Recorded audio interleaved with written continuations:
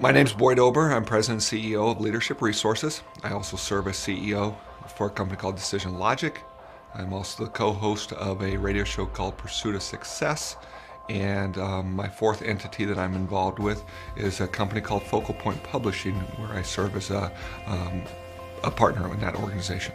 As you look back in terms of how I got started in the world of what we call entrepreneurism, it really goes back to my childhood. I was the product of a third generation farmer, and I think that is the ultimate entrepreneur in terms of a farmer.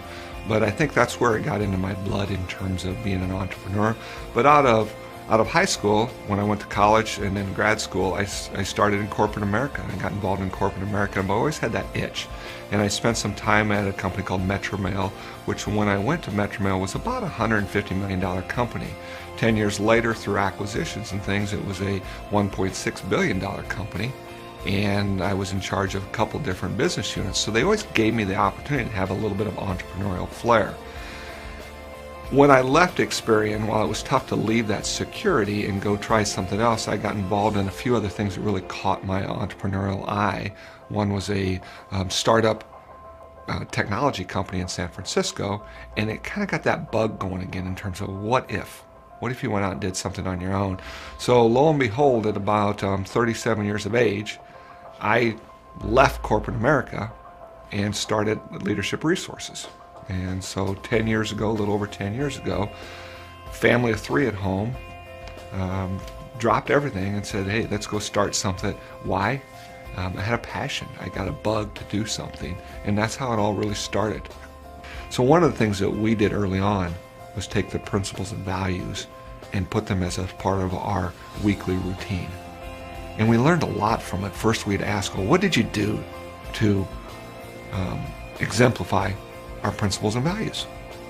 And that kind of got routine, and we started hearing a lot of different things, but then we turned it around. In a staff meeting one day, we said, and it wasn't a brilliant thing that we thought of, it was just, it came to us. It said, what did you see someone else do last week that exemplified our principles and values? And we've literally used that every week for about 4 years now. And it's fun to hear staff members talk about each other in terms of how they're living the principles and values. So that was really a fundamental moment.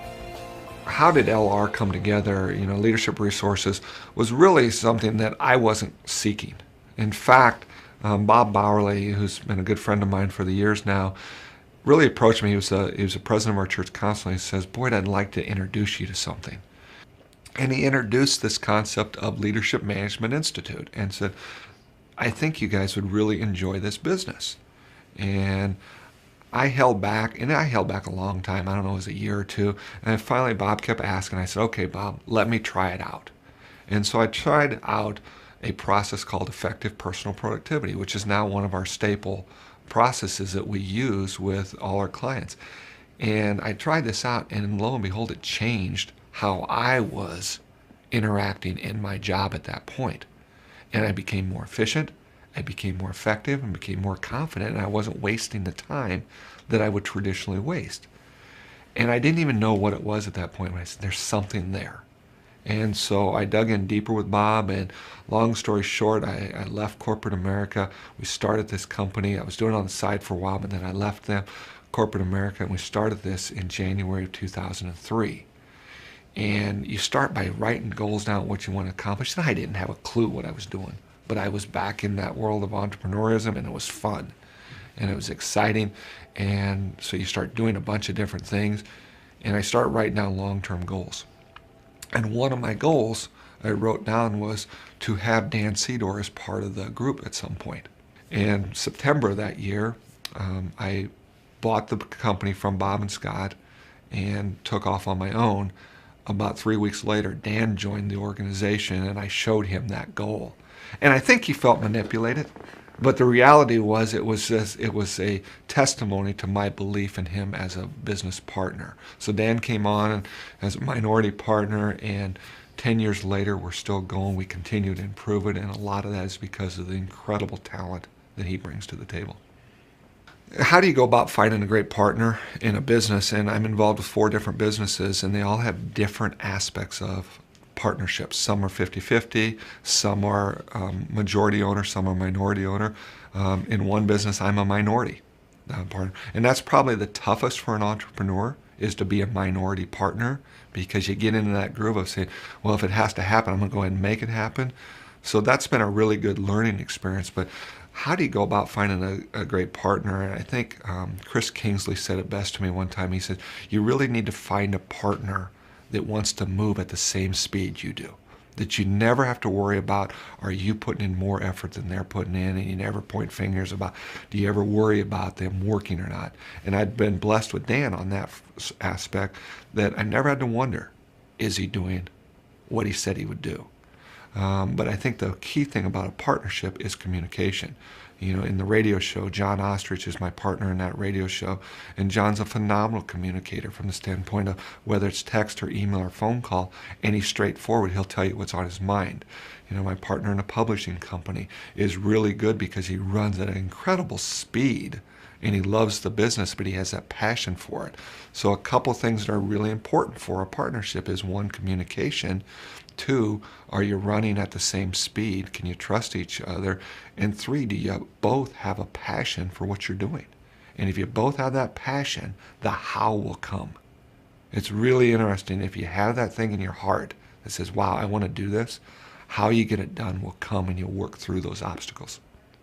So leadership resources is the cog that allows me to get involved in many other things, because the more businesses I'm involved in, the better I am in terms of strategic planning with my clients at LR, the better we are in terms of coaching, because we're living their life.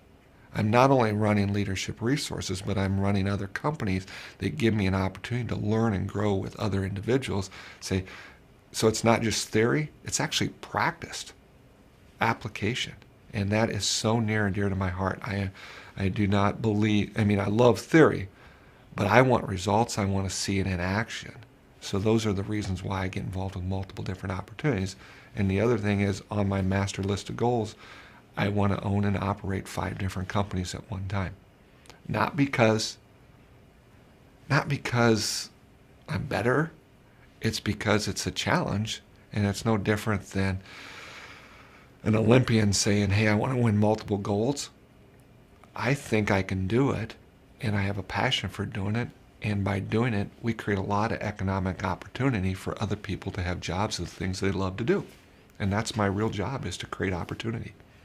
And I will say I've learned more about myself the last year when I added another major business to the operation, and learned how to go about managing my time more effectively. Even though I thought I was doing good, I learned how to even increase it. But if I did not have the core principles of what we do at Leadership Resources, I couldn't operate that way. I could not be involved in multiple entities, because you're switching gears multiple times a day. I originally thought I could separate days and only do certain ones on certain days. But the reality is, with communication today, it's instant. I'm getting texts, I'm getting emails, I'm getting voicemails all day long from different entities. And you have to be able to switch gears. That's where prioritization planning becomes so effective, because once you're knocked off task, how do you get back on quicker? And that's the key, for me at least, to be successful. What advice do I have for entrepreneurs? It's pretty simple for me in terms of, one, follow your passion.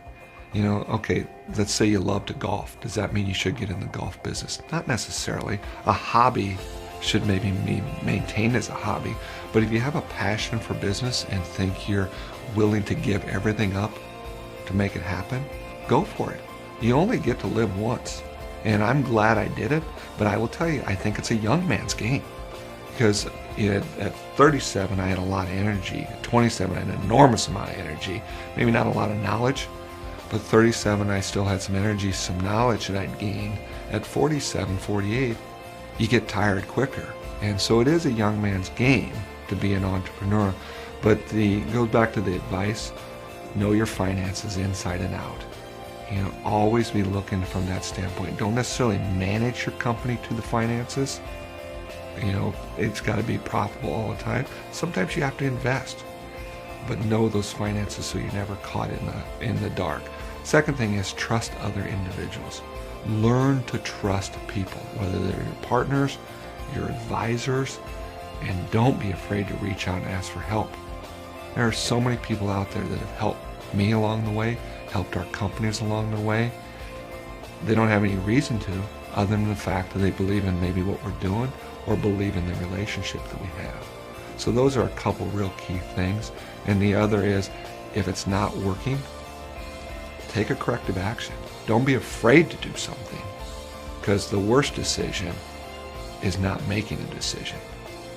Sometimes even bad decisions executed properly are better than no decision at all.